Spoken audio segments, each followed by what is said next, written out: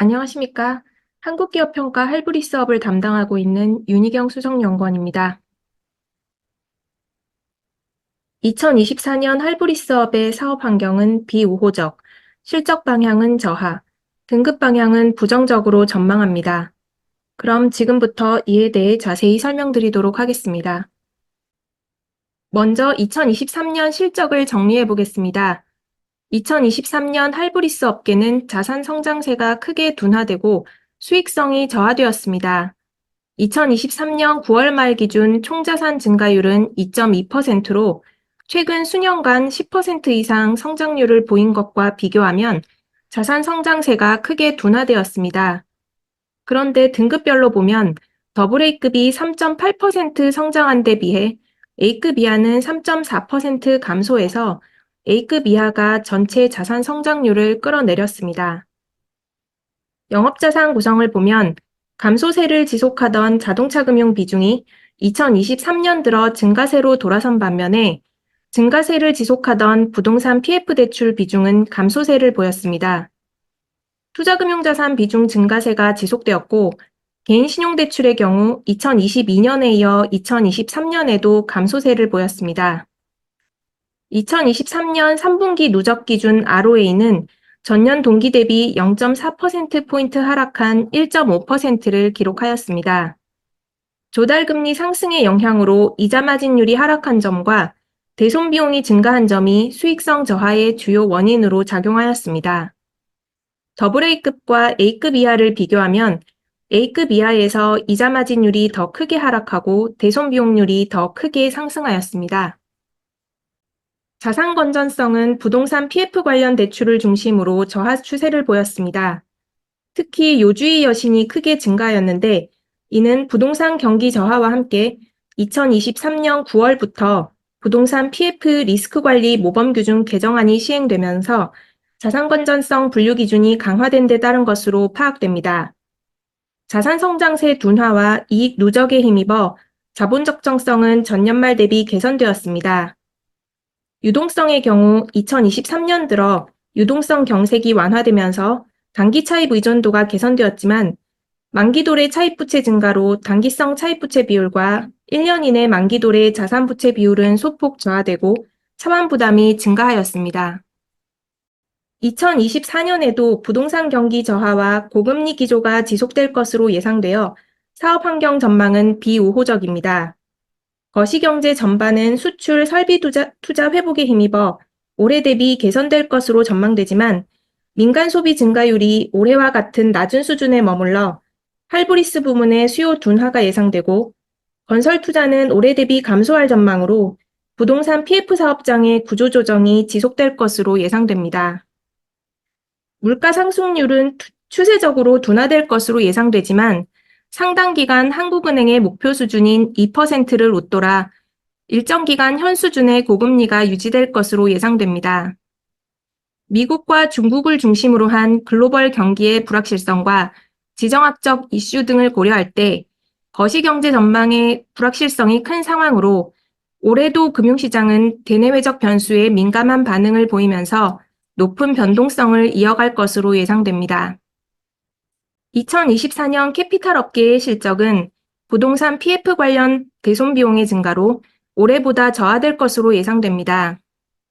고금리 기조 하에 적정 이자 마진을 확보할 수 있는 상품이 제한적이고 캐피탈사들이 보수적인 리스크 관리를 지속할 것으로 예상되기 때문에 이를 감안하면 자산 성장률은 낮은 수준에 머무를 것으로 보입니다. 고금리 환경에서 이자 마진과 투자 수익이 올해보다 좋아지기는 어렵고 그런 상황에서 대손 비용이 증가할 것으로 예상되기 때문에 올해에 이어 내년에도 수익성 저하세가 지속될 것으로 예상됩니다. 부동산 PF 사업장 중에서 더 이상 버티기 어려운 한계 사업장이 증가하면서 자산 건전성도 저하 추세가 지속될 것으로 보입니다. 내수 부진과 고금리 기조로 인해 개인 신용대출의 건전성 하방 압력도 지속되겠습니다. 다만 개인 신용대출의 경우 2022년 하반기 이후 감소세가 지속되고 있고 일부 캐피탈사를 제외하면 영업자산에서 차지하는 비중이 크지 않은 수준입니다.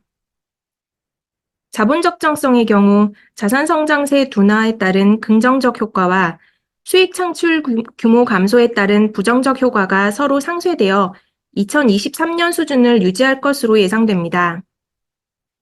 2024년에도 금융시장의 높은 불확실성이 유동성의 하방 압력으로 작용할 것으로 예상됩니다. 다만 기준금리 추가 인상 가능성이 약화되었고 캐피탈사의 유동성 관리가 과거 대비 강화된 점을 감안하면 유동성은 2023년 수준을 유지할 것으로 보입니다. 2024년 할부리스업의 등급 전망은 부정적입니다. 2023년에는 계열 지원 가능성의 변화로 현대캐피탈의 등급이 상향되고 롯데캐피탈과 롯데오토리스의 등급이 각각 하향 조정되었습니다. 개별적 요인에 의해서는 DGB캐피탈의 등급 전망이 긍정적으로 OK캐피탈과 A캐피탈의 등급 전망이 각각 부정적으로 조정되어서 전반적으로 하향 조정이 우세했습니다. 2024년에도 수익성과 자산 건전성 저하에 따른 등급 하방 압력이 지속될 것으로 예상됨에 따라 등급 전망은 부정적입니다. 2024년 캐피탈사 등급 방향을 결정할 핵심 요인은 부동산 PF 관련 대출의 부실화 수준이 될 전망입니다. 따라서 부동산 PF 관련 대출 비중이 높고 질적으로도 여류에 있는 중소형 캐피탈사에 대한 등급 하방 압력이 더 크게 나타날 것으로 보입니다. 부동산 PF 관련 리스크가 현 등급의 기타 요소로 반영돼 있는 경우에는 일정 수준 부실이 증가하더라도 등급이 유지될 수 있겠지만 예상 대비 부실화 정도가 크거나 재무건전성 저하가 지속될 것으로 예상된다면 신용등급 하락으로 이어질 수 있습니다. 그럼 이제 2024년 주요 크레딧 이슈를 살펴보겠습니다. 첫 번째 크레딧 이슈는 부동산 PF 관련 대출의 부실화 가능성입니다. 2023년 들어 부동산 PF 리스크 연착륙을 위한 정책적 지원과 감독당국의 건전성 감독 강화에 힘입어 부동산 PF 관련 대출이 감소세를 보였고 자산 건전성 관리도 크게 강화되었습니다. 좌측 그래프를 보시면 특히 A급 이하 캐피탈사의 브릿지론을 중심으로 PF 관련 대출이 감소하였는데요. 이는 캐피탈 업계의 부동산 PF 리스크를 완화시키는 요인으로 작용하였습니다. 또 2023년 9월부터 개정된 부동산 PF 리스크 관리 모범 기준이 시행되면서 자산 건전성 분류 기준이 구체화되고 객관화되었는데 이 점도 리스크 관리 측면에서 긍정적으로 평가됩니다. 물론 여전히 캐피탈사마다 사업성을 얼마나 보수적으로 평가하느냐에 따라 건전성 분류 결과가 다를 수 있지만 이전 대비로는 자산 건전성 지표의 신뢰도가 많이 제고되었습니다. 그렇지만 이런 일련의 노력들이 부동산 PF 경착륙 우려를 많이 줄여준 것은 사실이지만 부동산 PF 관련 대출 구조 조정이 브릿지론의 만기 연장을 중심으로 진행되고 있어서 부실의 이연이라는 우려가 지속되고 있습니다. 2023년 8월 말까지 187개 사업장의 PF 대주단 협약이 검토되었고 이 중 152개 사업장이 실제로 적용되었는데 검토 사업장 187개 중 144개가 브릿지론이었습니다. 자산 건전성 분류 기준 강화로 부동산 PF 관련 대출의 실질 리스크가 건전성 지표에 일정 수준 반영되었지만 그에 상응하는 수준의 충당금 적립이 이루어지지 않았다는 점도 부동산 PF 관련 우려를 지속시키고 있습니다. 대손 충당금을 적립할 때 담보 여부와 같은 채권별 특성을 감안할 필요는 있지만 2023년 들어서 9월 말까지 자산 건전성 지표가 저하된 것에 비해 충당금 적립액은 상대적으로 크게 늘지 않았습니다. 특히 최근 모범 규준 개정의 영향으로 요주의 여신이 크게 증가하였는데요. 2023년 9월 말 기준 요주의 여신은 2022년 말 대비 60% 이상 증가했습니다. 그런데 같은 기간 대손 충당금 적립액은 약 10% 정도 증가하는 데 그쳐서 요주의 이하 여신 대비 대손 충당금 적립 비율이 2023년 들어 크게 하락하였습니다. 만약 요주의 여신 대비 대손 충당금 적립액을 과거 5년 평균 수준으로 적립한다면 9월 말 기준 대손 충당금의 약 50%를 추가로 적립해야 합니다. 두 번째 크레딧 이슈는 수익성 하방 압력이 신용도에 미칠 영향입니다.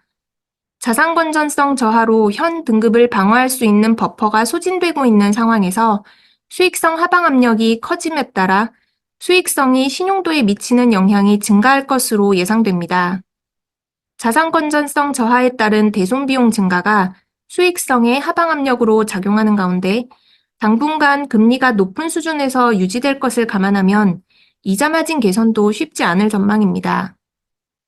2023년 11월 말 기준 시장금리가 2024년 만기도래 캐피탈채의 평균 발행금리보다 여전히 높은 수준이고, 이를 감안하면 2024년에도 조달 비용 증가세가 지속될 수 있을 것으로 보입니다.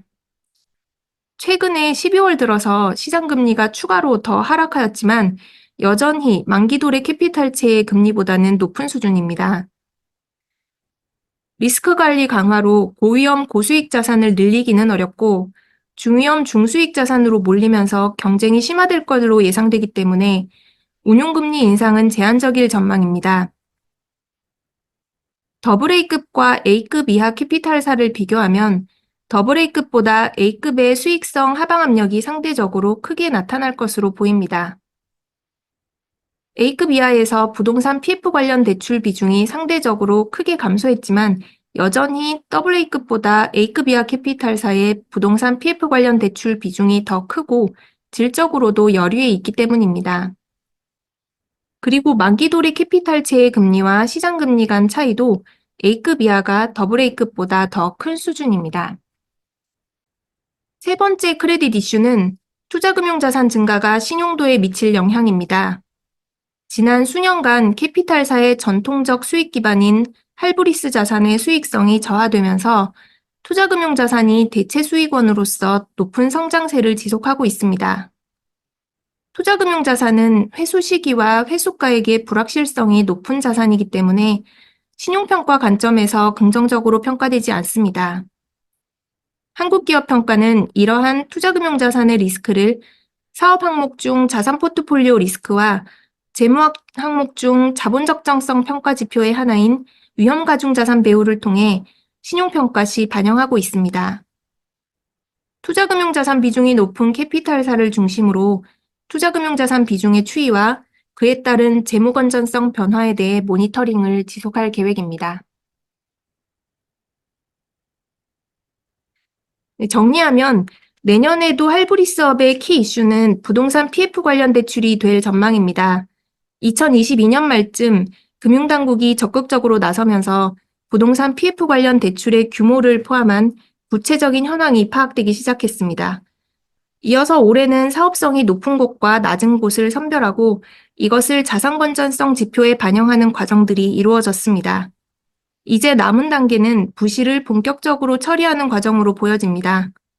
따라서 내년에도 캐피탈 업계는 힘든 시간을 보낼 수 있겠지만 적극적인 부실 정리를 통해서 부동산 PF 우려가 해소되었으면 하는 바람입니다. 그럼 이상 발표를 마치겠습니다. 감사합니다. 다음으로 보험업에 대한 발표가 있겠습니다.